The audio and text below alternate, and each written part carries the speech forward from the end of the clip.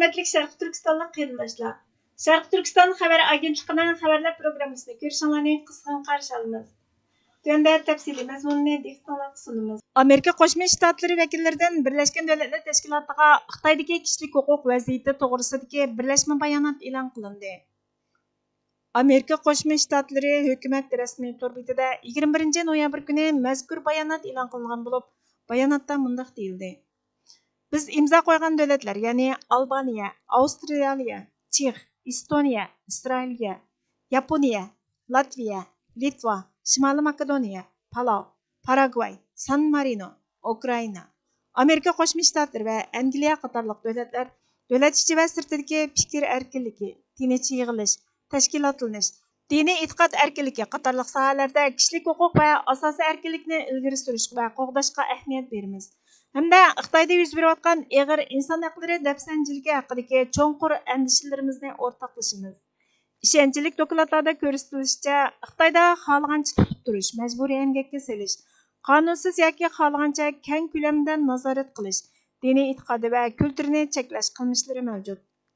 Osonliq millatlar va diniy osonliq millatlar to'pi bo'lib, Uyg'urlar va boshqa musulmon osonliq millatlar, xristianlar, Tibetlar, Falun Gong praktikantlar va boshqalar bolalarni oilasidan ayirib etib, yotoqliq maktablarga o'rinlashtirish, qalaymaqon tutqun qilib qiynash, kulturi va meroslarini yo'qotish qatorliq qaratmalikqa ega bostirishlarga duch keldi. Biz yana Hong Kongda uzundan buyon davomlashib kelayotgan fuqarolarning erkinligi va qonun bilan idora qilinishini uzil-kesil dafsanda qilish, Hong Kongning sirtida fikr bayon qilish erkinligini yurgizganlik uchun qo'lga olish buyrug'i va suyunchi berish to'g'risidagi andishalarimizni o'tirg'a qo'yamiz.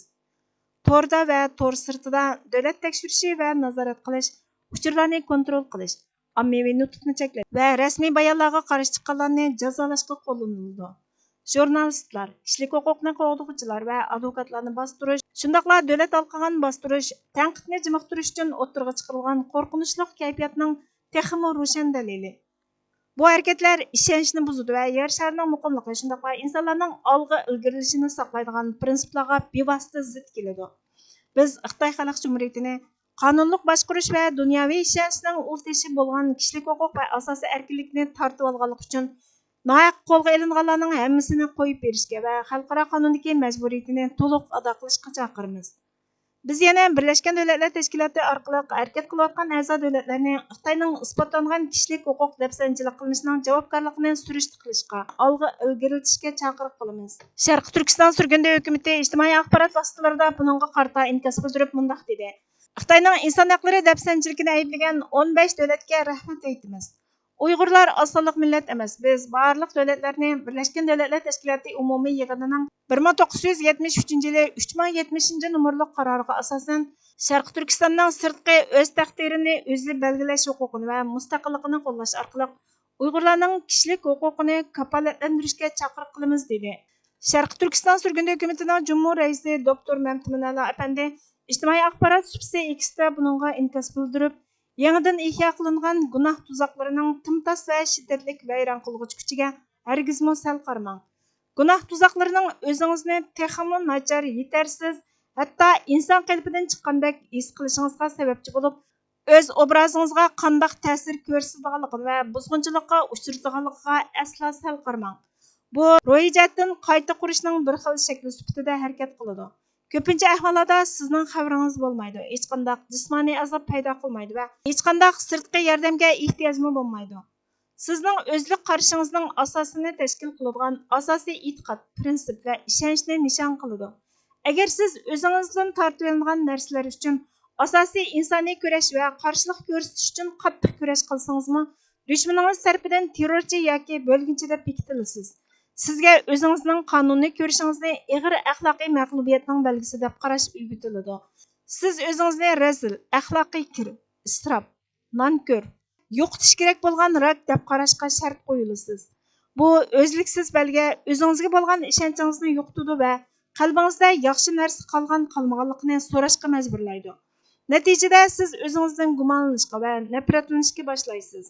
Bu axloq insho qilingan dunyoda yot yoki mos kelmaydigan odam sifatida yashashning cheksiz aybini tortisiz.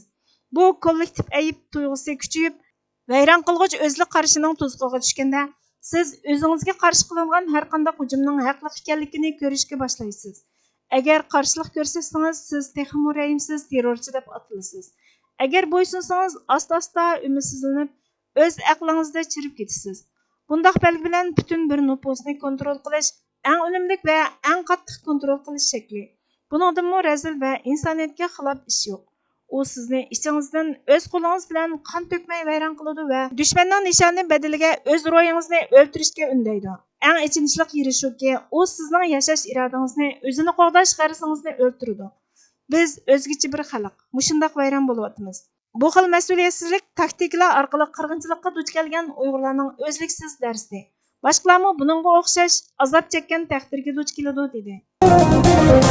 Amerika parlament a'zolari vatanimizning nomini Amerika hujjatlarida Sharq Turkiston deb atashni talab qildi.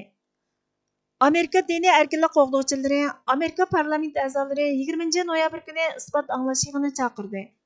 Parlamentda chaqirilgan mazkur yig'inga Xitoy ishlari ijroiya komiteti raisi Dan Sullivan riyosatchilik qildi. Parlament isbot anglash yig'inida Amerika parlament a'zolari Xitoyning Sharq Turkistonda yurgizayotgan irqiy qirg'inchilikni yana bir qatim aybladi.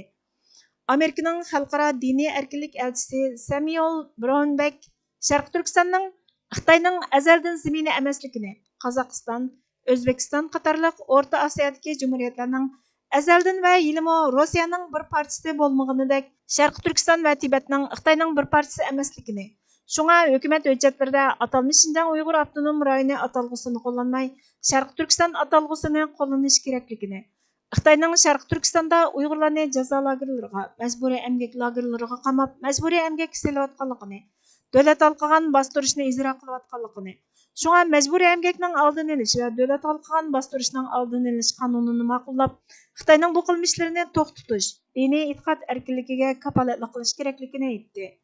Xitoy ishlari ijroiya komiteti o'rtaq raisi Chris Smith Xitoy hokimiyatining barliq dinlarni kontrol ostiga elib olganligini, fuqarolarning diniy e'tiqod erkinligidan xavf his qilganligini, shunga diniy e'tiqod erkinligini dafsanchilikka uchratayotganligini, bo'libmi Uyg'urlar, Tibetlar, Falun Gongchilarning bostirish nishoniga aylanganligini ta'kidladi.